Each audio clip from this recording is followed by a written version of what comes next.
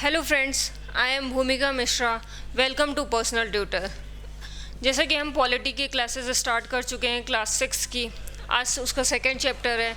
Second chapter diversity and discrimination. ठीक है, first chapter में हमने देखा था किस तरीके से इंडिया में डाइवर्सिटी देखने को मिलती है। यदि हर एक रिलीजन, लैंग्वेज, इतने सारे डिफरेंसेस हैं, ठीक है, जहाँ पे हर चीज़ में डिफरेंस है, खाने से लेकर के कहते हैं आपके रिलीजन तक सारी डिफरेंसेस देखने को मिलते हैं, तो कहीं ना कहीं तो आपको वो डिस्क्रिमिनेशन भी देखने को मिलेगा। ठीक है, वो डिस्क्रिमिनेशन भी देखने को मिलेगा। तो आज हम समझेंगे कि डाइवर्सिटी किस तरीके की हो, डाइवर्सिटी किसको बोलेंगे और डिस्क्रिमिनेशन किसको मिलेंगे, डाइवर्सिटी किस तरीके की होती है और डिस्क्रिमिनेशन किस तरीके का होता है। इस चैप्टर में हम वो सारी चीज़ें समझने की कोशिश करेंगे। सबसे पहली चीज़ें आती हैं डिफरेंसेस और प्रीजुडाइज। ठीक है, डिफरेंसेस और प्रीजुडाइज। डिफरेंसेस का मतलब क्या समझते हैं आप? जैसे आप और आपका दोस्त है, ठीक है, आपकी हाइट ज़्यादा होगी, आपके दोस्त की हाइट कम होगी, ठीक है, ये डिफरेंसेस हो गया। ठीक है, आप क्या कहते हैं आप और आपके फ्रेंड के पास अलग अलग तरह का पेन होगा, ये डिफरेंसेस होंगे। ठीक है, आप सेम स्कूल में पढ़ रहे होंगे, ठीक है, that is a similarities. But आपके पास अच्छे स्टेशनरीज होंगे और आपके दोस्त के पास अच्छे स्टेशनरी नहीं होंगे, दैट इज़ डिफरेंसेस। पर प्रिजुडाइज क्या हुआ?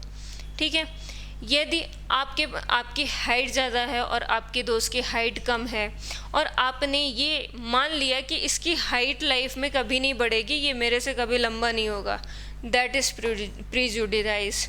ठीक है, आपके पास अच्छे स्टेशनरी और आपके दोस्त के पास अच्छे स्टेशनरी नहीं है और आपने ये समझ लिया कि अच्छी स्टेशनरी उसके पास इसलिए नहीं है क्योंकि उसके फादर उतना अच्छा अर्न नहीं करते, इस वजह से, दैट इज़ प्रिजुडाइज। ठीक है, तो ये थोड़े थोड़े डिफरेंसेस होते हैं जो डिफरेंस और प्रिजुडाइज को हमें बहुत अच्छे तरीके से समझना चाहिए। हमारे इंडिया में 8 टाइप के मेजर रिलीजन हैं। ठीक है, 8 तरह के मेजर रिलीजन देखने को मिलते हैं। Every single one of them is practice in India.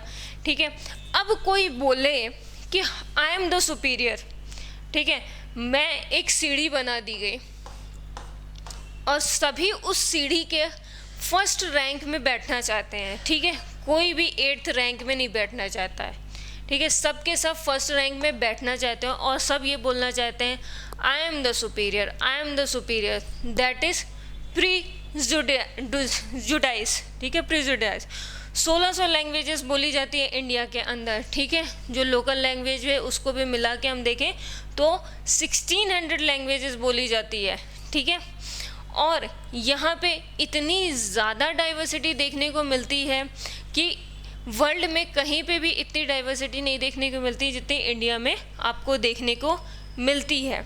कई बार ऐसा होता है कि आप स्ट्रेंज और अनफेमिलियर भी फील करते हैं। ठीक है, कई बार ऐसा होता है जैसे आप या नॉर्थ इंडिया से साउथ इंडिया की तरफ जाते हैं तो आपको बहुत स्ट्रेंज फील होता है जब लोग अपने लोकल लैंग्वेजेस में बात करते हों और आप उनसे बात नहीं कर पाते, उनसे कम्युनिकेट नहीं कर पाते, तो आपको डिफरेंट फील होता है।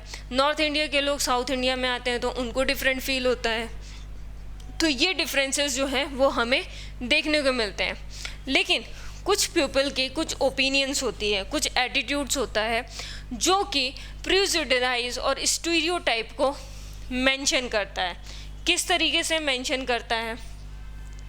अब देखो, प्रिजुडाइज का एग्जैक्ट मीनिंग क्या होता है कि आपको आगे पीछे का कुछ भी पता नहीं है, बस आपने सामने वाले को जज कर लिया। जैसा कि मैंने आपको एग्जांपल दिया कि आप 2 फ्रेंड हैं, आपके पास अच्छा स्टेशनरी है, आपके दोस्त के पास नहीं है, तो आपने ये जज कर लिया कि हो सकता है उसके फादर जो है वो अच्छा अर्न ना करते हों, इस वजह से उसके पास अच्छे स्टेशनरी नहीं है। ठीक है, आपने ये जज कर लिया बिना चीज़ें जाने। ये भी तो हो सकता है ना कि वो इंटरेस्टेड ना हो स्टेशनरी में पैसे खर्च करने के। ठीक है, तो प्रिजुडाइज की जो डेफिनेशन है वो ये है, मीन टू बी जज others people negatively and see them as a inferior.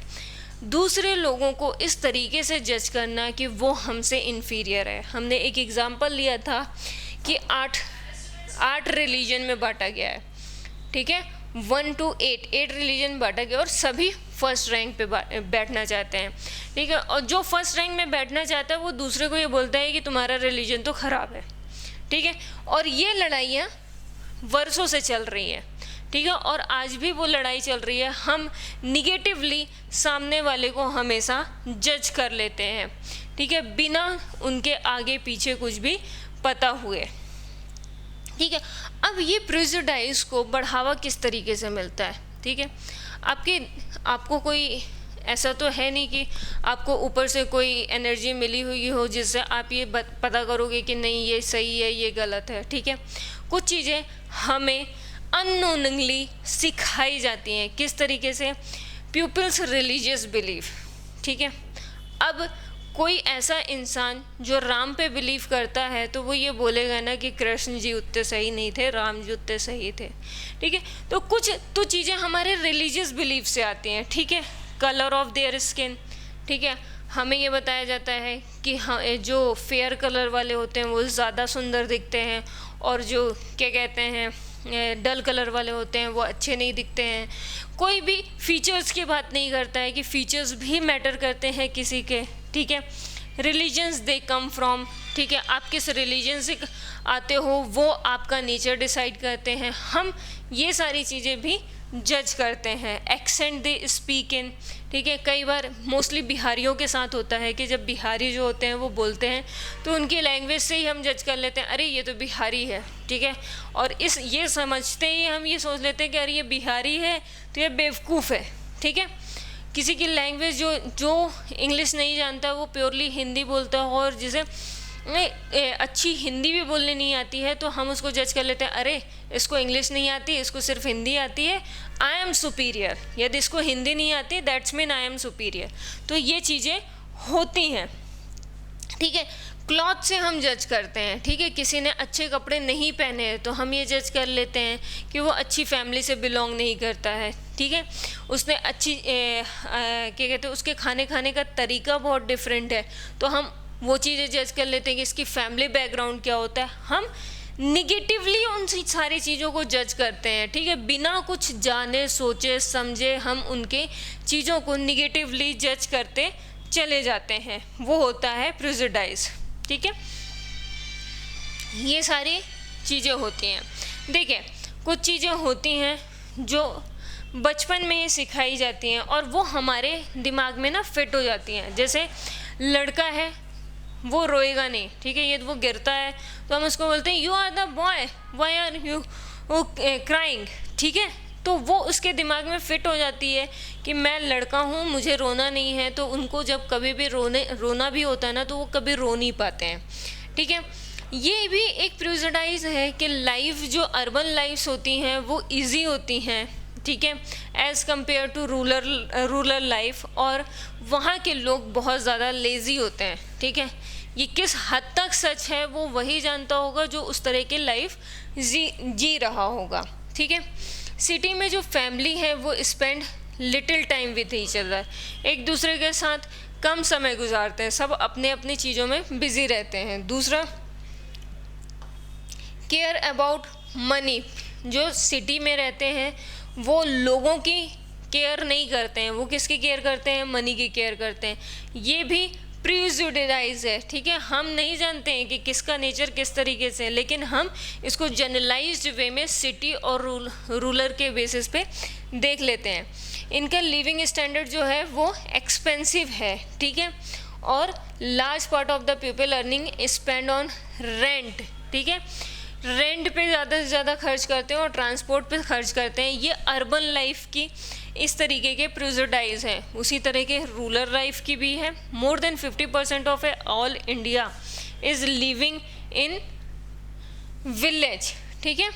Do not like to use the modern technology. जो विलेज के लोग हैं उनको मॉडर्न टेक्नोलॉजी यूज़ करना पसंद नहीं है, लेकिन आज की डेट में ऐसा बिल्कुल भी नहीं है।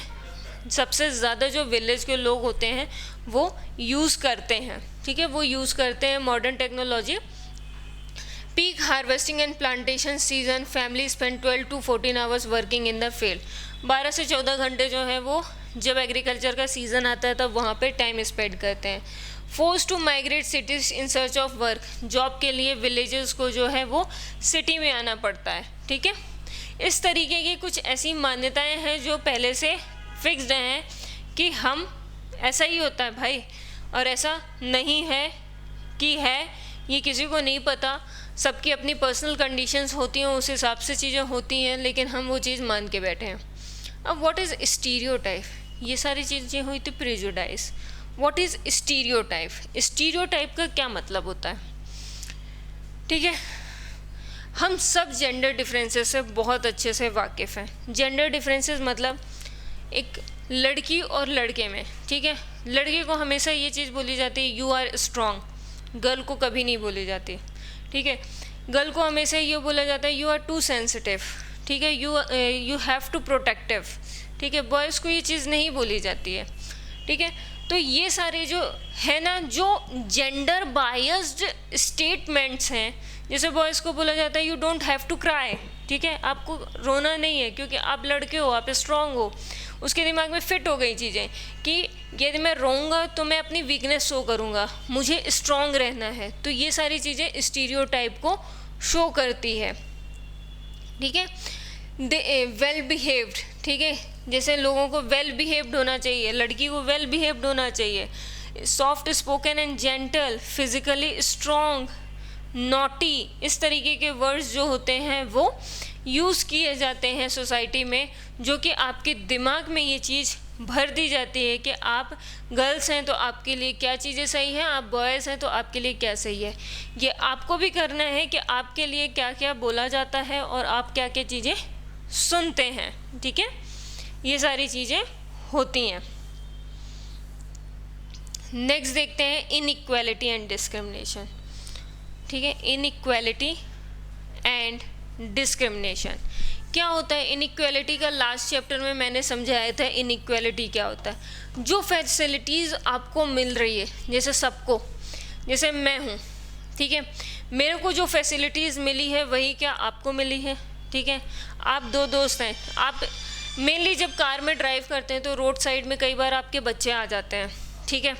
तो बच्चों को देखिएगा, आपको जो फैसिलिटीज़ मिल रही है बच्चों को नहीं मिल रही है। और मैं किस फैसिलिटीज़ की बात कर रही हूँ, मैं बेसिक फैसिलिटीज़ की बात कर रही हूँ, एजुकेशन की बात कर रही हूँ, ड्रिंकिंग वाटर, होम, इन सब की बात कर रही हूँ। क्या उनको वो चीज़ मिल रही है? यदि वो नहीं मिल रही है तो वहाँ पे वो चीज़ इनइक्वालिटी है, ठीक है। क्या वो फ्रीली हर जगह जा पा रहे हैं? That is inequality. What is the difference between inequality and discrimination? Inequality मतलब होता है उनको जो फैसिलिटीज़ नहीं मिल पा रही है, हम में उनमें कोई ना कोई डिफरेंसेस होना, दैट इज़ इनइक्वालिटी। लेकिन डिस्क्रिमिनेशन ये होता है कि हम उनको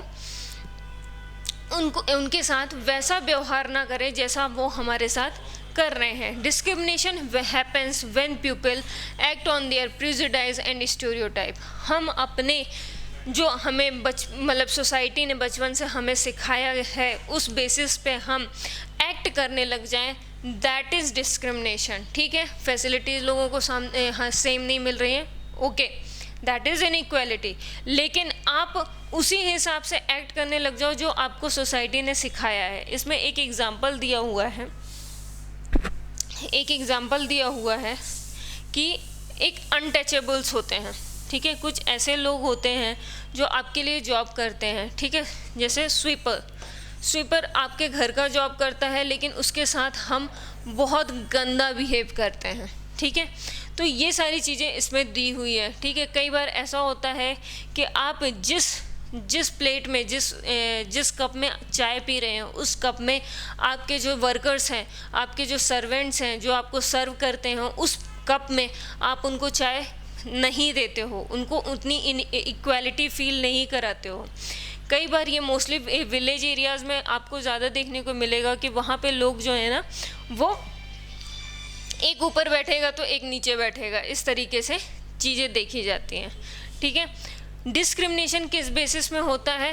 religion, sex, race, economic background, ठीक है, इस तरीके से होता है, ठीक है। कई बार ऐसा होता है कि आप स्कूल में जाते हो, स्कूल में कोई बच्चा स्टिंगी क्या कहते हैं स्मेल कर रहा है, ठीक है, तो आप उसके पास जाना पसंद नहीं करोगे, ठीक है, डेफिनेटली उसके पास जाना नहीं पसंद करोगे। तो उसकी वजह से आप जो हरकतें करोगे ना, दैट इज़ डिस्क्रिमिनेशन, ठीक है, उससे भागोगे दूर, दैट इज़ डिस्क्रिमिनेशन, ठीक है। स्टीरियोटाइप और प्रिजुडाइज के अकॉर्डिंग आप ये काम करते हो तो वो डिस्क्रिमिनेशन है, ठीक है। नेक्स्ट क्या है, ऑन बीइंग डिस्क्रिमिनेशन अगेंस्ट, ठीक है। हमारे यहाँ डिस्क्रिमिनेशन जो है करना, इंडिया में डिस्क्रिमिनेशन करना बहुत ही गलत बात मानी जाती है, लेकिन जैसे डिफरेंट लोग होते हैं जो कि टीचिंग, कारपेंटिंग, अलग अलग काम करते हैं, ठीक है, अपने लिवलीहुड के लिए, ठीक है, अलग अलग एक्टिविटीज़ करते हैं, क्लीनिंग, वॉशिंग, कटिंग हेयर्स, ये सारी चीज़ें करते हैं, ठीक है। कम्युनिटी ऑफ ग्रुप्स डिफरेंट जो डाइवर्सिटीज़ है वो देखने को मिलती है, ठीक है। उनमें से कुछ लोग अपने आप को अपर समझते हैं और कुछ अपने आप को लोअर कास्ट समझते हैं। आप ये कास्ट का वर्ड आया है तो ये चीज़ बहुत अच्छे से समझ लीजिएगा कि कुछ लोग अपने आप को अच्छा समझते हैं और कुछ गलत समझते हैं। एक कास्ट है इंडिया में दलित, ठीक है, एक कास्ट है इंडिया में दलित। इनके साथ बहुत मतलब कुछ साल पुराने बहुत ही बुरा हुआ था। आपने डॉक्टर अंबेडकर का नाम सुना होगा, ठीक है, डॉक्टर अंबेडकर, इसमें उनकी स्टोरी भी दी हुई है डॉक्टर अंबेडकर के, कि डॉक्टर अंबेडकर जो होते हैं वो स्टेशन में रहते हैं, वो घर से निकल जाते हैं अपने पापा को ढूंढने, और वो एक स्टेशन में पहुंचते हैं। उनकी ड्रेस वेल ड्रेस होती है, तो स्टेशन मास्टर आता है, उनसे पूछने लगता है कंधे पे हाथ रख के और प्यार से कि बेटा आप कौन हो, कहाँ जा रहे हो, ये सब पूछने लग जाता है। जब वो बोलता है कि मैं माहर हूँ, माहर इज़ द कास्ट ऑफ दलित, ठीक है, जो कि अनटचेबल्स हैं, ठीक है, अनटचेबल्स हैं।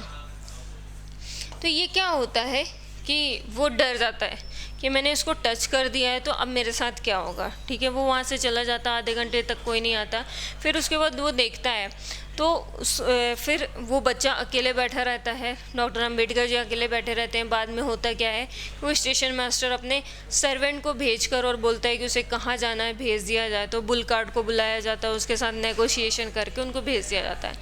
एक्चुअली अनटचेबल्स के साथ क्या होता है मतलब कि आज से 80-90 साल पहले क्या होता था कि वो लोग जब चलते थे ना तो उनके पीछे ना झाड़ू बंदी होती थी, और ऐसा बोला जाता था कि उनकी शैडो भी आप पे पड़ती है तो आप अशुद्ध हो जाएंगे, आप अनटचेबल्स हो जाएंगे, आप कोई भी अच्छा काम करने के लिए नहीं बचेंगे, ठीक है।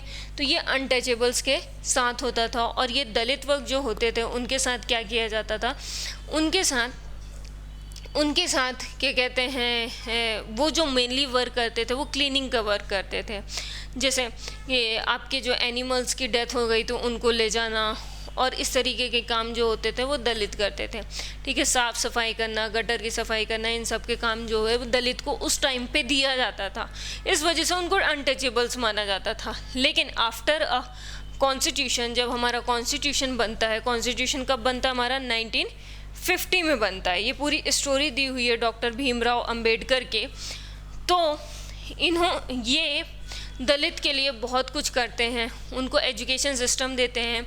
जब इस हद तक था कि दलित को इवन एजुकेशन भी नहीं मिलता था, ये पूरी क्लास में सभी बैठे हुए हैं तो कोई दलित आता था तो उसे नीचे बैठाया जाता था। तो इस तरीके का बहुत ज़्यादा डिस्क्रिमिनेशन था, उस डिस्क्रिमिनेशन को मिटाया गया है। और डॉक्टर भीमराव अंबेडकर हमारे इंडियन कॉन्स्टिट्यूशन के फादर बनते हैं। और कॉन्स्टिट्यूशन कब बना, 1950 को बना, ठीक है, 1950 को बना।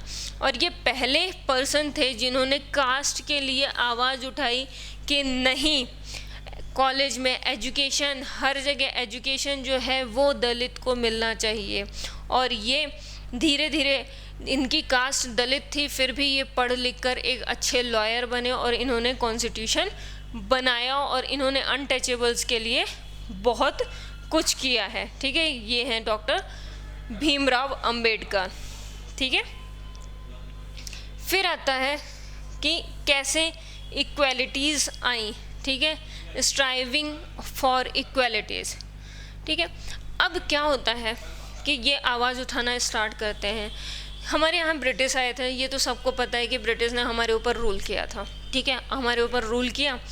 अब क्या होता है, ब्रिटिश जो है वो कुछ परसेंट लोगों को कहती है कि आप वोट दे सकते हैं, ठीक है, कुछ परसेंट लोगों को बोलती है कि आप वोट दे सकते हैं, सबके सब नहीं। और वो कुछ परसेंट कौन थे, वो परसेंट थे रिच पीपल, ठीक है, सिर्फ और सिर्फ रिच पीपल के पास ये पावर थी कि वो वोट दे सकते हैं, ठीक है, जो ब्यूरोक्रेट्स में आते थे वो वोट दे सकते हैं। तो इस चीज़ का अपोज अम्बेडकर जी ने भी और गांधी जी ने भी साथ में मिलकर किया था कि नहीं, ऐसा नहीं होना चाहिए, सबको इक्वल पार्टिसिपेशन मिलना चाहिए, ठीक है, ठीक है। फाइट किया था कि वो लोग इक्वालिटी मेंटेन कर सकें, किन के साथ, दलित, वुमेन, ट्राइब्स और पीसेंट, सभी के साथ उन्होंने इक्वालिटी के लिए काम किया था, ठीक है। वुमेन्स ने भी आवाज़ उठाई थी राइट टू एजुकेशन की, और वो चीज़ भी उन्हें दी गई थी। पीजेंट ने आवाज़ उठाई थी, पीजेंट और ट्राइब्स में आवाज़ उठाई थी to grabs the money lender systems हटाने के लिए। तो वो सारी चीज़ें भी आफ्टर कॉन्स्टिट्यूशन जो है वो देखने को मिली थी। जब हम इंडिपेंडेंट हुए थे, हमारा कॉन्स्टिट्यूशन बना था, तो उन सारी चीज़ों का ध्यान रखा गया था कि किस तरीके से क्या होगा, ठीक है। होपफुली ये सारा लेक्चर आपको समझ में आया हो, ठीक है। नेक्स्ट चैप्टर जो है वो गवर्नमेंट के बारे में है और किस तरीके से गवर्नमेंट ने डिस्क्रिमिनेशन और इनके लिए काम किया था, ठीक है, ये सारी चीज़ें हैं। होपफुली ये पूरा का पूरा चैप्टर आपको समझ में आया हो तो प्लीज़ लाइक करें, शेयर करें एंड सब्सक्राइब करें। Thank you.